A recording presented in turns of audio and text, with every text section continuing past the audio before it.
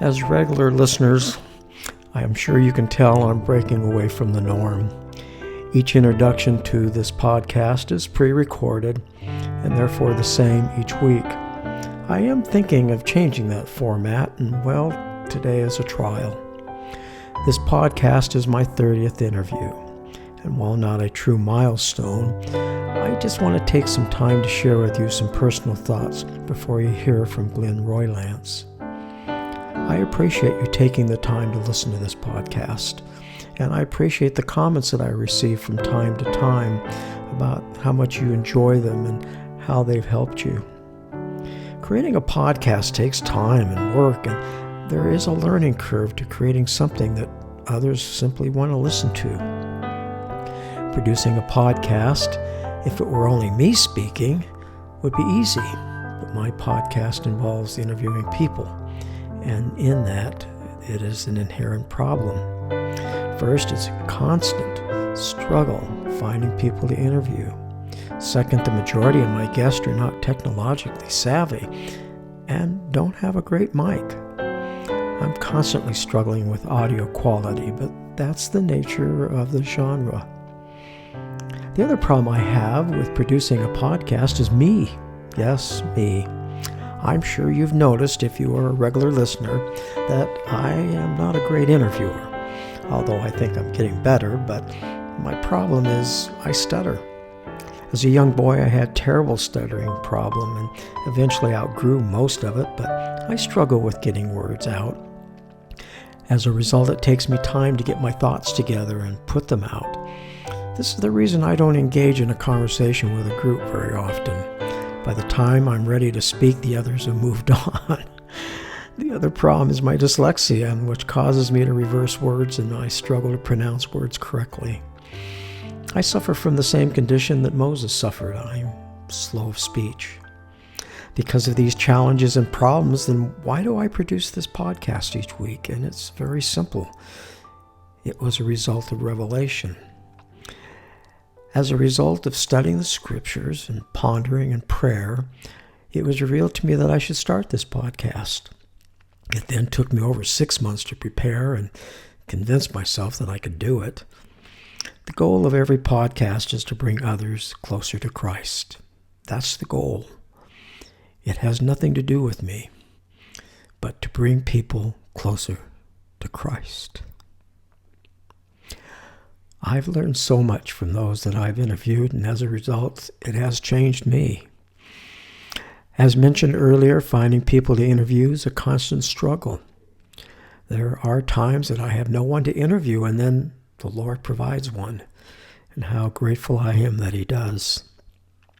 People have asked me why I don't interview well-known members of the church, or what we would call influencers. The answer is simple. They're very hard to contact and even harder to schedule. Some respond to my requests, but most simply never respond. It would be nice to interview some influencer a few times a year, but mostly I'm looking for everyday, normal people of the church. People just like you and me. You see, everyone has a story to tell. I have taken this time to share with you a few personal things, and for you to know the purpose of this podcast is to bring us all closer to the Savior, and to ask for your help in recommending people that I can interview. And if some of you know a prominent member of the church, maybe provide a way that I can contact them. I again thank you for your continuing support. And now, let's hear from Glenn Roylance. I'm sure you'll be greatly moved as I was while listening to this great man. Well, Glenn, how are you doing this afternoon? It was a good day. Good. Happy to be with you. Yeah. And you were mentioning before that you and your wife had COVID? Yes. Last week was our first full week out of the quarantine period, so life began to resume. Yeah. Now, were you ill at all? My wife was almost asymptomatic, but I had a few more problems. I had a lot of sinus congestion, and I thought that was just one of those seasonal things until I lost my sense of smell. And then I decided maybe it was serious. All right. Yeah. We have a daughter who lost her sense of taste and smell, and she hates onions. Will not eat onions. And so, as a test, her husband had her take a whole onion like it was an apple and take a big bite out of it, and it didn't bother her at all. So I haven't had it, um, but I just can't imagine what it's like not to have a sense of. Well, my smell is not good in the first place, but to not be able to taste and smell food, it just. I was talking with somebody else, and they said it was like whatever they ate. It was just like they had some soup, and it was just like water. Yeah, and others like cardboard. Yeah, it's terrible. Well, now where do you live? We live in North Ogden. North However, Ogden. we have lived in many different places. I commenced my career in San Diego and finished it in Virginia, and spent many years in Cache Valley. And my wife is from Southern Idaho, so we have lots of connections. Well, now, what did you do as an occupation? I was with the church educational system, and I taught in the Institute program at San Diego State, became the director of the Institute at San Diego State, and then became the director of college curriculum for church education for a period of about 4 years, and then spent some time as the associate director of the Institute at the Logan Institute of Religion, and finished as an administrative assistant in Virginia. This was the U.S. East area. And in between had many different kinds of assignments. Wow, San Diego. That's a beautiful area. The weather's always wonderful down there. The problem is everyone else agrees, and it's become very congested. That's right. Yeah, the mean temperature is in the 70s, and it's hard to find something better than that. Yeah, no, it is great. And it wasn't too many years ago. Traffic was fine, but over the last 20 years, everyone wants to move down where the weather's great. Right. Well, wow, you've really traveled quite a bit. What church positions have you held? I spent many years in stake presidencies. I was a counselor in 2 stake presidencies and served as a stake president, also as a mission president. And then, of course, the other kinds of assignments mixed in that we all fill. But those were special experiences for me. About 25 years in priesthood administrative assignments. I presently am a sealer in the Ogden Temple. Well, now, as a mission president, where did you serve? This was the Germany Hamburg mission, which is about the top third of Germany.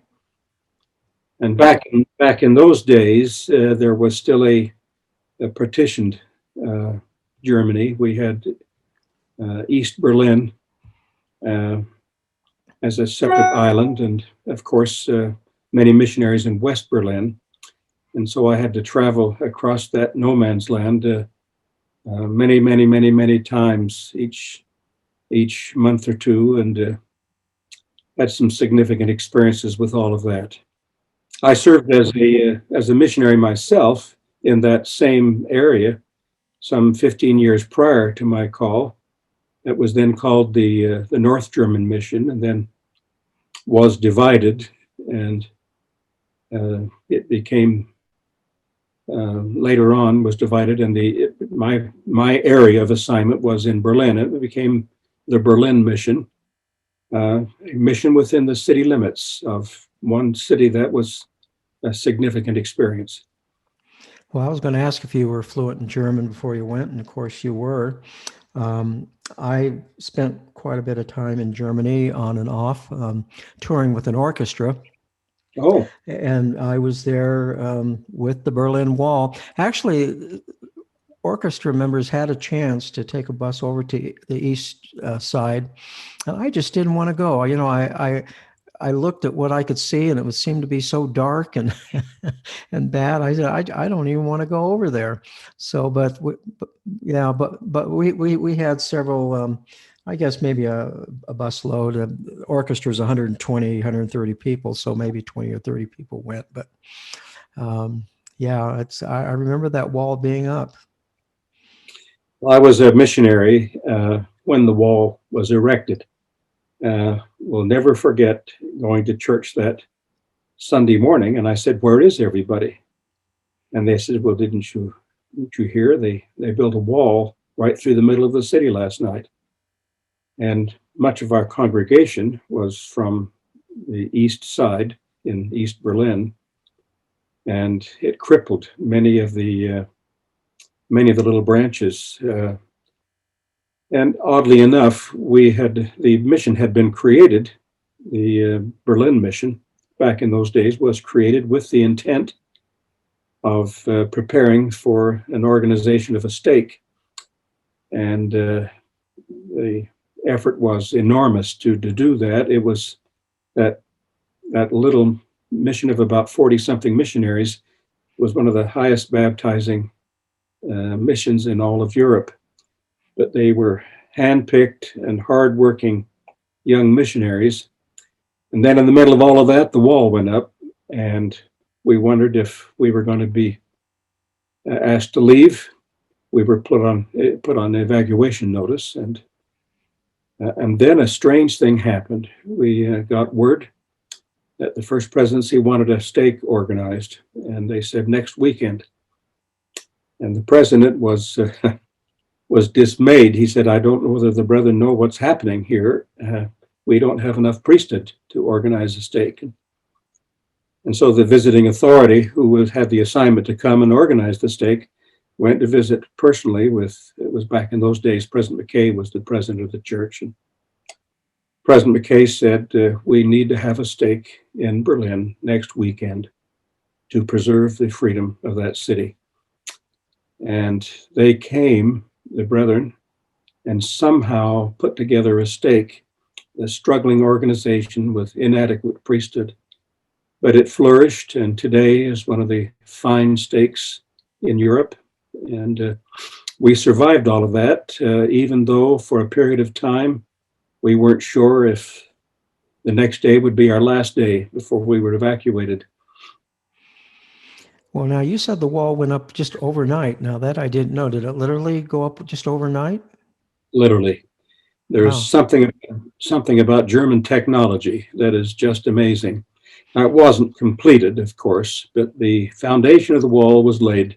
It ran zigzagging through the city, and then they added to it. They established observation towers, machine gun turrets, and all of that came later on. But the city was literally divided in one night. Well, I wasn't aware of that. And the residents didn't know? Oh, yes. They didn't know it was going to happen, but once it happened, it was a painful reality.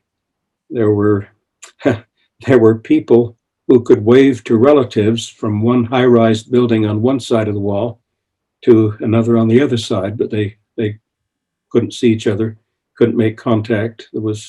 Travel was frozen at that point. Very sad. Now, you said as a mission president, of course, you went back and forth between the two cities. What were some of the experiences there, just getting through the guard gates? Well,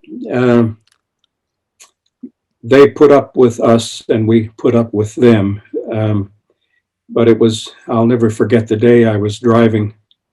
Usually I would fly. It's about a 5-hour drive, 4 to 5 hours.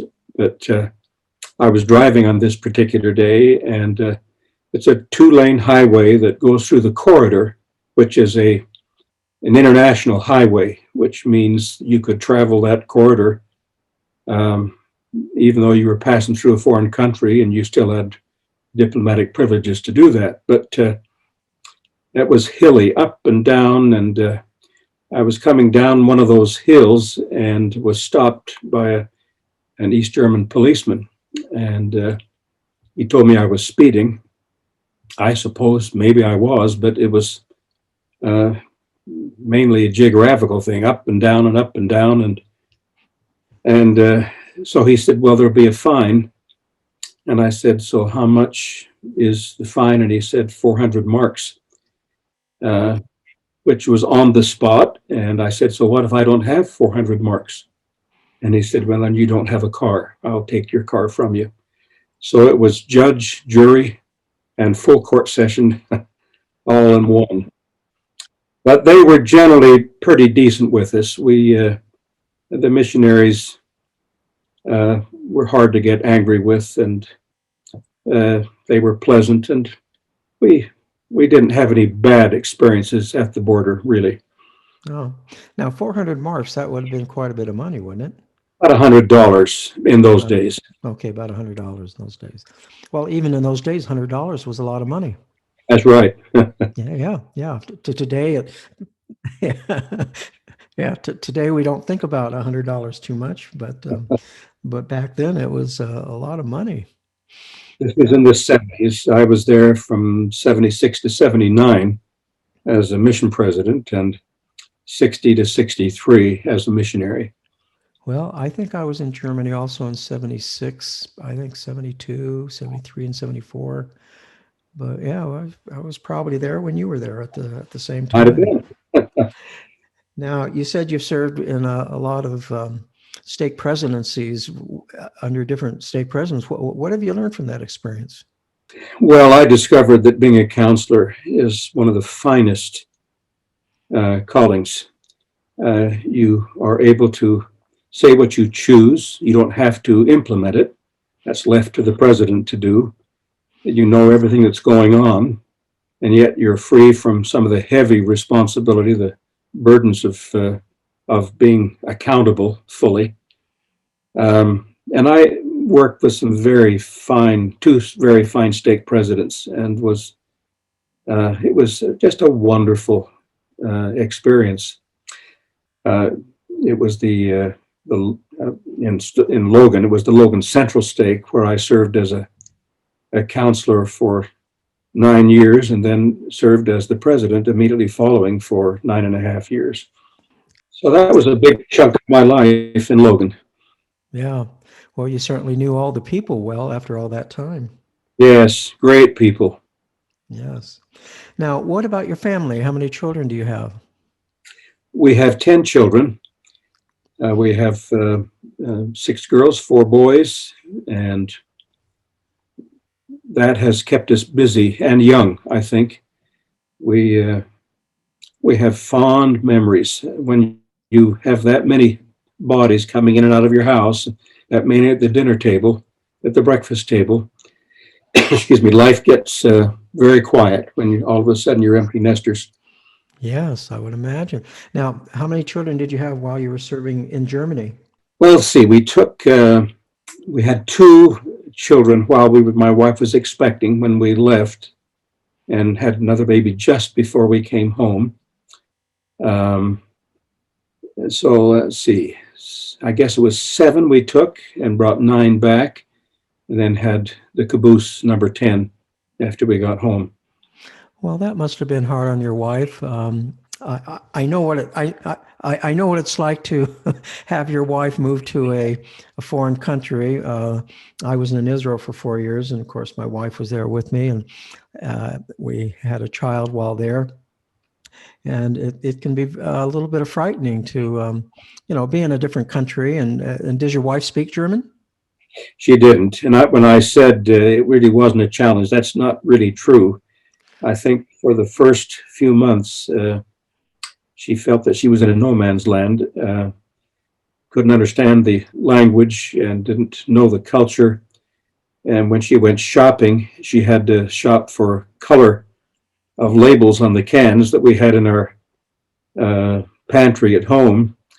It was, and with all those children, she was just very, very busy. But gradually, I'll never forget, one night we had one of those heart-to-heart talks, and she said, I'll have to be honest with you, I'm not happy. I'm not I'm not pleased with our day-to-day experience. She said, it's just really, really hard. And I tried to provide some comfort to her. And it was probably a month or two later. I remember one night we were having our evening prayers together, and it was her turn to pray. And I remember she said something like, we are so grateful to be in this beautiful country with this wonderful people, serving with these great missionaries. And I thought, well, we're home free. and and of course, we did have a mother's helper, which you don't have at home. And she was full time with us. She lived with us. And we had a housekeeper that came in once a week to do heavy cleaning. And that helped because she was with me many times. I would take her to conference meetings, and usually maybe once I go around on zone conferences, she would come with me. She had enough responsibilities at home that she couldn't come with me on all the travel assignments. But I think if you were to ask our children how they feel today about their experience growing up as in a mission home with parents that were involved like that, and we have talked about this, and they would say it was not just an experience, but it was formative. In fact, I asked my son, my oldest, this very question just about 10 days ago. And he said, not only was it important, it was formative in my life to see the priesthood at work, to see the missionaries up close and personal on a day-to-day basis. He said it just formed my outlook. And so I think, many people say, well, that's quite a sacrifice to go and accept a call to serve. I think I can say with complete honesty, the sacrifice came in coming home. It was quite a detachment from a wonderful life. Busy. I've never been so busy in my life, but I never felt that I was pressed in a way that I couldn't manage. Sometimes you weren't quite sure if it was which day it was. It'd be a late night phone call or an early morning phone call. You'd have to say, well, now let's see, which day am I at this point? That goes with the territory. I think every mission president could make those same kind of comments. Yes, and as far as being a formative years for your children, I think every family should live outside the United States for a little bit. It's certainly it helps us to realize what a great blessing we have in this country as far as rights and just the abilities and things that we have here. That's true. You just, and it's to me interesting to see how other people live. I mean, outside the country.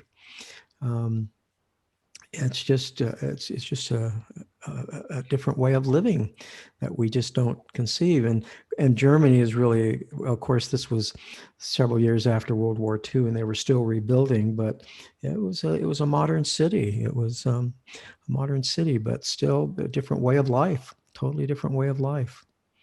So my children, we sent them to the German schools, and that just didn't work. I remember one night I looked at my daughter's notebook with all the German that she had written, and I said, honey, I'm so proud of you. And she said, why? And I said, well, you're coming along with the language. She said, Dad, I don't understand a thing. I just copied it off the board. And so we approached the brethren, and they allowed us to put them in an international school. But that was so very enriching. There were some 40 nations involved in that school in Hamburg. And gosh, our kids would bring people home for dinner, and we'd have 6, 7 countries represented around the dinner table. And it was extremely broadening. And their education, and I think they were actually ahead when they came home. It was a culturally enriching experience. And as you said, you come home not only proud and grateful to have been a part of another country, but so very proud to come back to your home and appreciate some things we easily take for granted. Now, did any of your children have a missionary experience with their friends at the school?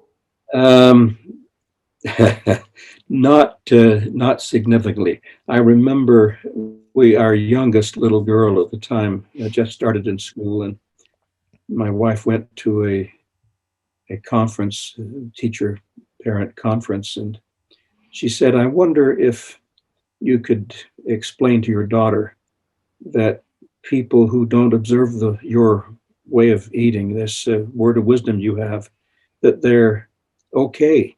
That she had been browbeating some people for drinking Coca-Cola. We had to explain to her that was all right. Well, you've certainly had some great experiences, and as an institute instructor, how did you handle scripture study with the family of that size? Well, it's just one of those things that you have to make up your mind you're going to do. We had the alarm in the morning, and back in those days, we had LP records, and I had a favorite one that was Alp music from Switzerland, and that was the call to prayer in the morning. And we would, now that wasn't just in the mission field, that was when we had returned back home.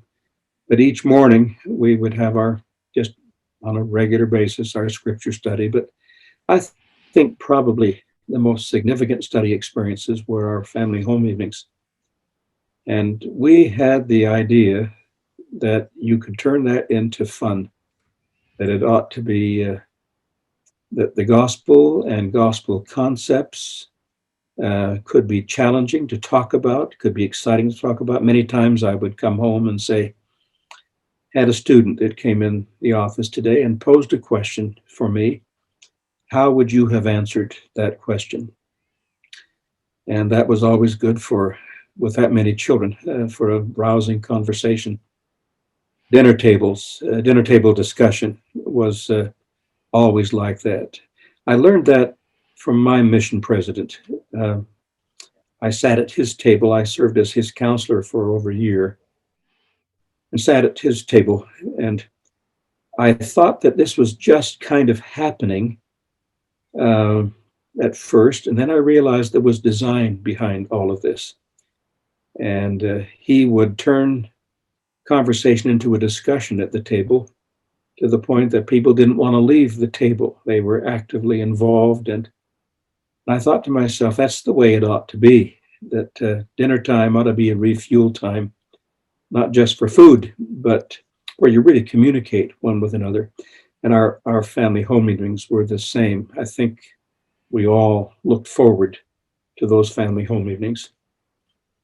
And dinner time we used to tell the girls when they started dating that if they could invite guests to dinner anytime they wanted. But anytime a young man would come in and take his place at the dinner table, I would say, now, what you see and hear here stays here, because we are normal people, and there's lots of joking and teasing, and you might think that a stake president is supposed to be a stuffed shirt, but we don't follow that. But maybe you ought not to talk too freely about all of that. People have an image, and they don't like to have that image somehow destroyed, But we were very real, and laughter was just an everyday part of our home life. Well, it sounds wonderful. Now, the scriptures, as far as you personally, how do you approach them now? Well, I had some experiences early following my own mission that shaped my whole life so far as scripture study is concerned. I had a teacher in the institute class I was taking, and I really didn't have room for an institute class. I was in graduate study at Utah State University up in Logan, Utah, and was very busy. I had a part-time job, and 2 part-time jobs, and trying to get through school. And a friend of mine said, have you taken an institute class from so-and-so? And I said, I just don't have time for that. And he said, well, you might want to just drop in sometime and get acquainted with him. You'd like the way he thinks. And that was a challenge to me. And I slipped into a class midday, and it was packed. And I sat in the class and I was amazed. I thought, where is he getting some of this stuff? I had never heard some of those things, and yet it rang true. I thought I had the Book of Mormon down at this time in my life. And so I added a class, and later on added a night class from him. And it wasn't just that individual. There were many great teachers. This just happened to be the one that I connected with. And one day he taught a lesson on feasting upon the words of Christ. He talked about this having as an important place as eating your daily meal, and talked about the importance of a daily rigorous scripture study program. And I slipped up afterwards and said to him, I said, it was a great lesson today, but you have to understand that not everybody is the same. I said, I'm very busy. I've got 2 part-time jobs. I'm trying to finish this graduate study, and I just don't have time for that. And I expected him to say, well, I understand. But he said, well, don't knock it if you haven't tried it. And I was a little offended. That happened to be a general conference weekend. This was, I believe, on a Thursday that we had that conversation. And Saturday night in the general priesthood meeting in our stake center, we had the audio feed from Salt Lake. And I remember President McKay gave the final comments in that priesthood meeting session. And he said, any Melchizedek priesthood bearer who wants to fully stand approved before the Lord must involve himself in a regular, consistent study program in the scriptures.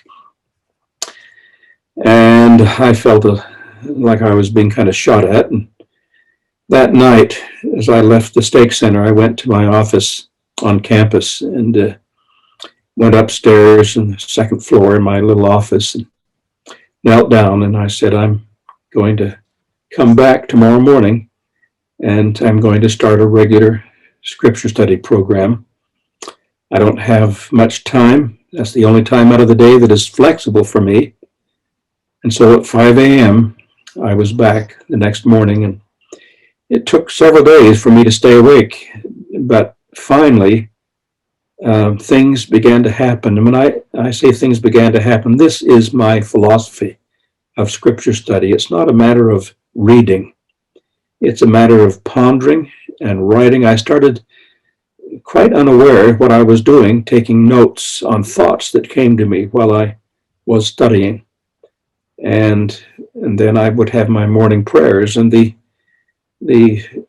influence those study notes upon my personal prayers was significant. And one day, as I drew my study session to a close and knelt in prayer, it had been a wonderful morning of rich insights and understanding. And there came a strong impression. You need to change your career. You need to be a teacher. And I had been offered a position to teach in the church education system in the seminary program, and I had turned it down because I just felt that I wanted to move into a professional area that was different, and it didn't have any negative feelings about it, but I just was drawn elsewhere. And that morning, as I left my office, I went home to my wife and I said, so what if I were to change, and when we finish this degree, I were to become a teacher? And she said, if that's what you want to do, I'll sustain you fully. And I picked up the phone that morning and I called church headquarters, and I said, that is the church education headquarters. And I said, if you still want me, I'm available. As soon as I finish my degree, wherever you want me to go, I will go. And things happened like clockwork following that. And the next thing I knew, I was on my way to San Diego to teach. And I used to say sometimes when I left the classroom, if they ever discover how much I love this, they're going to stop paying me. Because it was, I used to say that teaching is like eating ice cream. It is just wonderful. But the things that I learned as I made those preparations early each morning on top of a busy, busy schedule have continued with me throughout my life.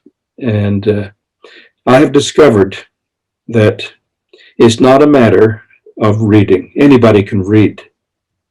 But the scriptures, in fact, the scriptures never enjoin us to read, to search, to ponder, and all other kinds of adjectives to describe an engaged process that is more than just reading.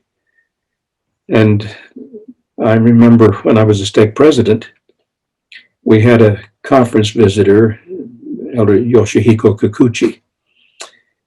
And what a powerhouse he was. And after the conference sessions of the 2 days, we had a special meeting with him, which we invited many of the single sisters of the stake, the widows and the divorcees and those that had never married, to just have an opportunity to sit down and have lunch with the general authority.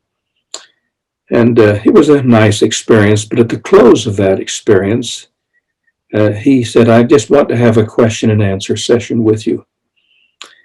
And it went on for a while, and then his sister posed a very significant question. She said, Brother Kikuchi, how do you maintain such a high level of spirituality? And he demurred. He said, oh, I'm not different from anybody else in the church. But she wouldn't let go. And she said, oh, yes, you are.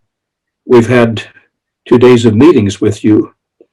Is this, are you wired for more juice than the rest of us because you're a general authority, or do you do something to make this happen? And then he said, well, I follow the McKay system. And I pricked up my ears at that point. I thought, what is this? I'd never heard of the McKay system. And he was speaking of President McKay again from years back. He said, I get up early in the morning and make myself presentable to the Lord. And then I begin to read and ponder, and I write, and I read and ponder, and I pray and I write. And he said, somewhere in the process, I begin to have experiences, and that is generally sufficient to sustain me for the whole day. And I was quite impressed with that. And I've tried to spin off some personal applications of that in my own personal life. So I guess that has become somewhat of a philosophy about scripture study for me. Well, there's a lot there. Yes, the pondering and the writing. And I like what you said. Anyone can read the scriptures, but we need to ponder and we need to write. And I've never heard of that McKay system. Very, very interesting. I don't think it was ever given as the McKay system, but I think Brother Kikuchi called it the McKay system. Now, when you study now, do you use hard copies? Do you use the Gospel Library? What are you using? Well, I know that Gospel Library is great. I still am glued to the hard copy.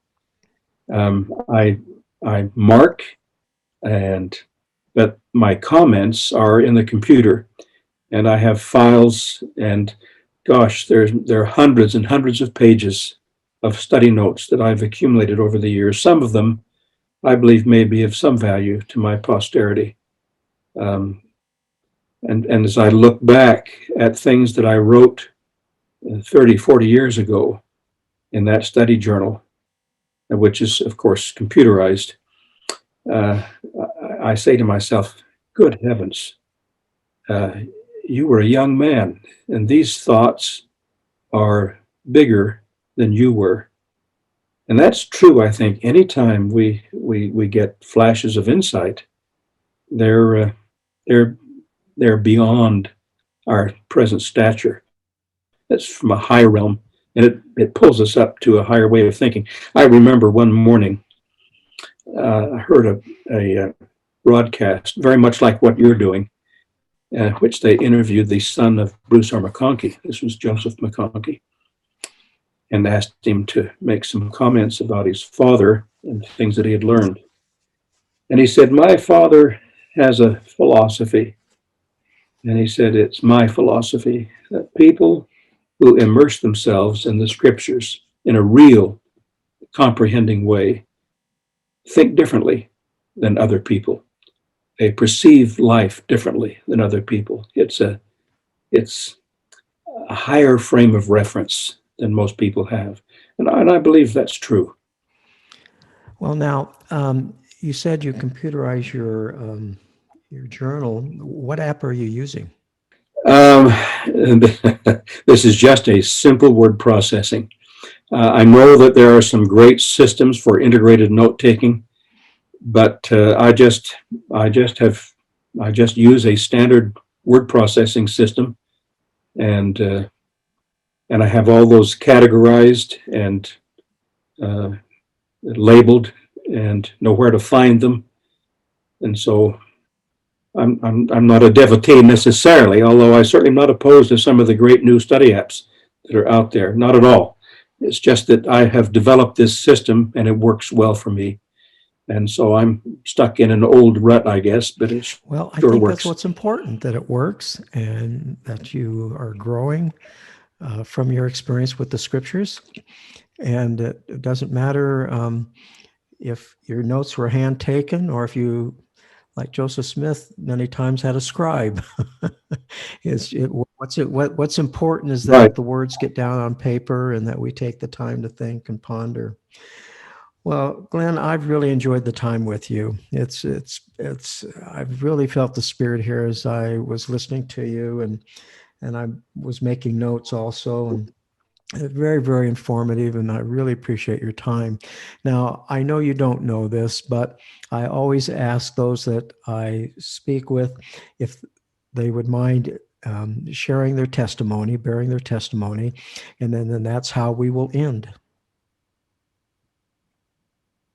Well, that's great. May I just make one other comment before we do that?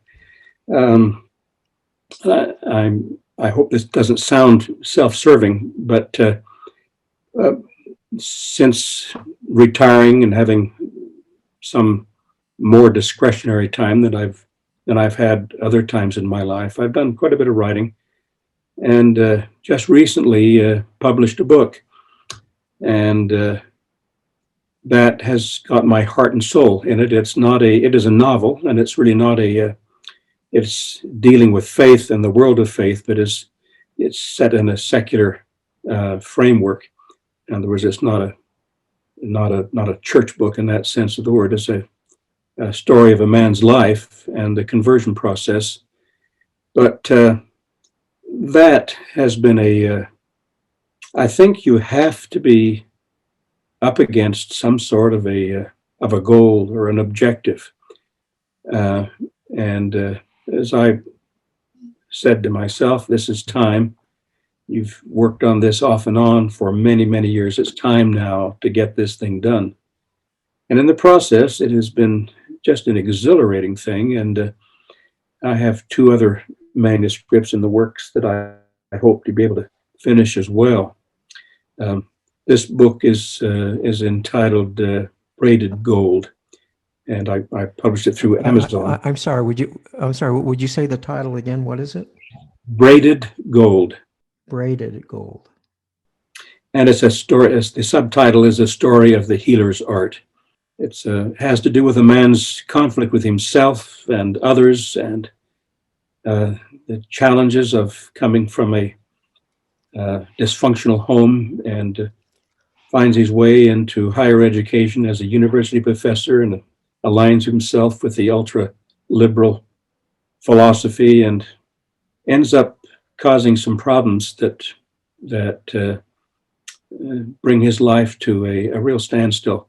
And so that's what Well, that's it all sounds about. Yeah. wonderful. And as one author to another, preparing a book is a lot of work. It really is. It's quite a process, but it's always interesting to see the final product. And thank you. And I will definitely put that information in the podcast notes, and so others can, if they want to find the book, they're going to be able to find it. You said it's on Amazon. Yes, right. Uh-huh.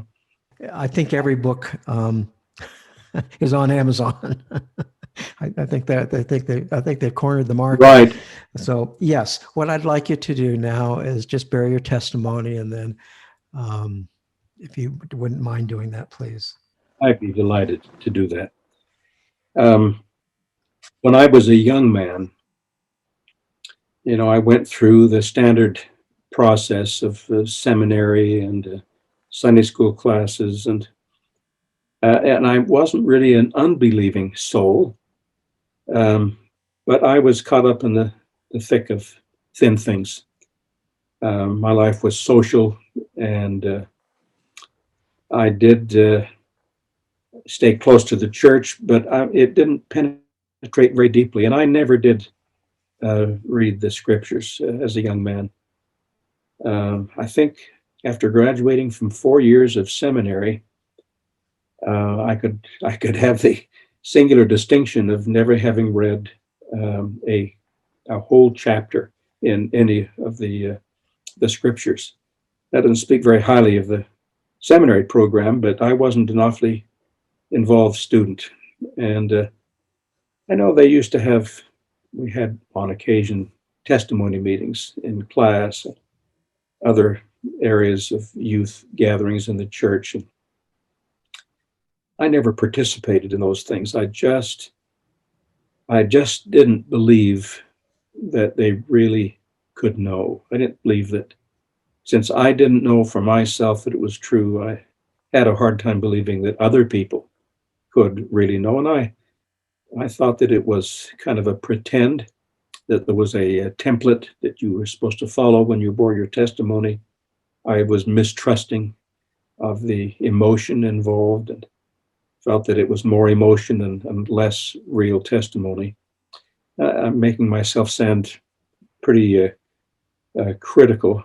Uh, I wasn't consciously that, but those were the feelings under the surface in my heart. And then came the time that I finished high school and went to BYU, and back in my mind was the idea, now is the time for you to get serious about the church. Um, I mean, really serious. It was all very superficial for me. I remember having taken a fledgling sweetheart home for the weekend. She stayed with an aunt, and we went on a couple of dates, and I took her to church in my ward on that Sunday evening before returning to BYU. And as we sat in that sacrament meeting, this is when sacrament meetings were in the evening, and it happened to be a ward conference, and the member of the stake presidency was presiding and was a family friend. And he said, Brother Roylance is here from BYU, and we'd like to have him come up and bear his testimony. And I thought to myself, I just don't do testimonies. And I don't know how I managed to get up to the pulpit that night, because every part of my being said, you can't do this. You can't make a mockery of this.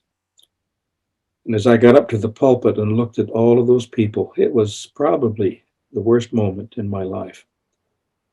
And I finally said, brothers and sisters, I'm sorry, but I cannot do this. I just don't know that these things are true. But then I quickly added, but I make a promise this night to everybody in this congregation that this will never happen to me again, that I'm going to find out for myself if these things are true. And as this young woman and myself, as we drove back to BYU that night, it was very quiet. There wasn't much for her to say, and I certainly was embarrassed, didn't have much to say. When I got back into my room in the dorm, I reached up on my bookshelf and took down the Book of Mormon, which I had never read, uh, more than perhaps I, Nephi, born of goodly parents, and maybe a few other choice things, and some of those things that we read together in class. But I was illiterate when it came to the Book of Mormon, and so I vowed that I would never go to sleep again without having first spent time in the Book of Mormon. And I began that night with that commitment. And things really changed. I remember one night as I closed the Book of Mormon, the tears rolled down my cheeks, and I thought, so this is what it's all about. And all those feelings of mistrust for emotion, people that I'd seen bear testimony in the church, I could never understand this show of emotion. But now it made sense to me. And then I remember, as I read in the 5th chapter of Alma, the testimony of Alma, this was some weeks into my study. He said, I know these things of myself, for I have fasted and prayed many days, and the spirit of revelation is in me, and I speak according to the spirit of revelation. I'm paraphrasing, of course. And there was something that happened, and I felt the urge, you need to go and do that. That's what you need to do. That was the beginning of an odyssey for me. There was much study and a period of fasting, extended fasting. And I remember one afternoon, it was back in those days, we were on the quarter system, and I had come home for a quarter break for a couple of days. And I remember getting up and putting on my work clothes, and I remember my mother saying to me, where are you going? And I said, I'm going up into the mountains. And she said, why? And I said, well, it has to do with testimony. And she was immediately concerned. She said, son, you don't downgrade yourself. Don't be so critical of yourself. You have more of a testimony than you think you have. And I said, that may be true, Mother, but I have to do this. And I had been fasting, and I remember I got in the car and I drove up into Mill Creek Canyon east of Salt Lake City.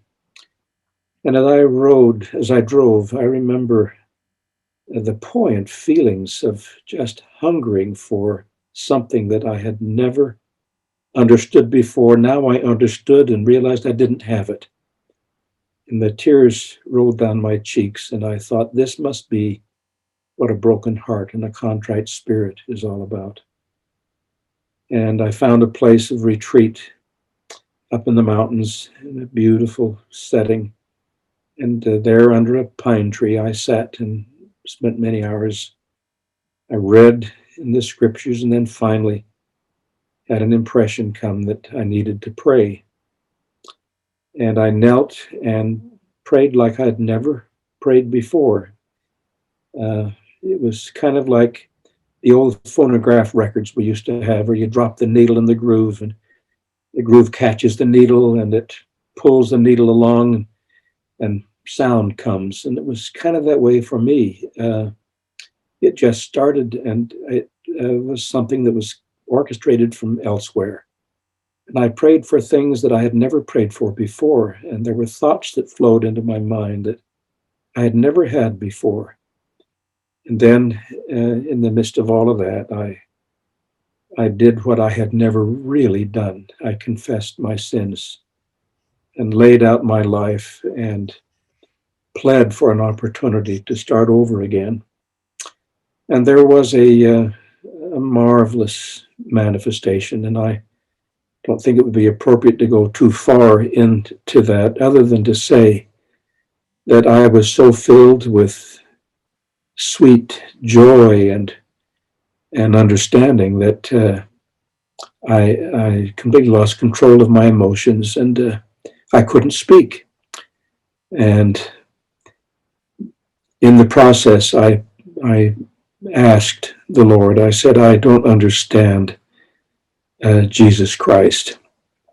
And help me to understand him and his role. And this experience repeated itself a second time. Only there was an additional witness that came, and I left that mountainside that day much in a similar way as to how Enos must have felt when he had his prayer experience in the forest. I knew it was true. I knew with an absolute knowledge that it was true and that Jesus was the Christ. And though I didn't understand all the ins and outs of this great atonement, I knew it was true. And that night, when I got home, I went to bed, broke my fast and went to bed and slept soundly, and had a dream that was so very real. In that dream, I was a missionary. At least it seemed that I was a missionary. And there were a couple of missionaries that had an investigator that they had brought to me. And they said, Brother Rowlands, would you bear your testimony to this man? And I remember the thought went through my mind, now you can do this. Now you can do this. You have it. And I remember turning to him, and I bore testimony that this is the only true church, the only true and living church upon the face of the whole earth. And as I said those words, that experience from the mountainside now repeated itself. This was the third time. And I was filled with that same understanding. And in the process of all of this, I made a request of the Lord that he would allow me somehow to help others to come to understand what it was that I had discovered, and to somehow feel what I had come to feel.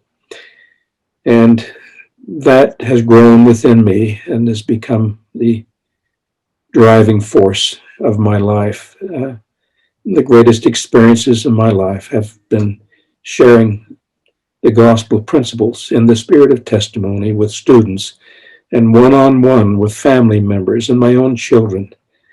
And for me, it's a matter of knowing, as I know that I live, as I know that blood courses through my veins, that as I breathe, in that same way, I just know that these things are true. And for me, at this stage of my life, I'm well along in years. It's not a matter of, I would always welcome more light and truth, whatever the Lord is willing to give me. But I could never know any more certainly, even now, that it's all true than I did way back as a 19-year-old, as my life changed. And I really did change, became a different person. I remember going back to my first high school reunion after coming back from my mission experience, and I felt like I should hang a sign around my neck that said, been converted, because I certainly didn't have that image as a high school student. So anyway, that is where I come from. It's an absolute feeling of solace and security that all of this is exactly the way it's reported to be, that it's true.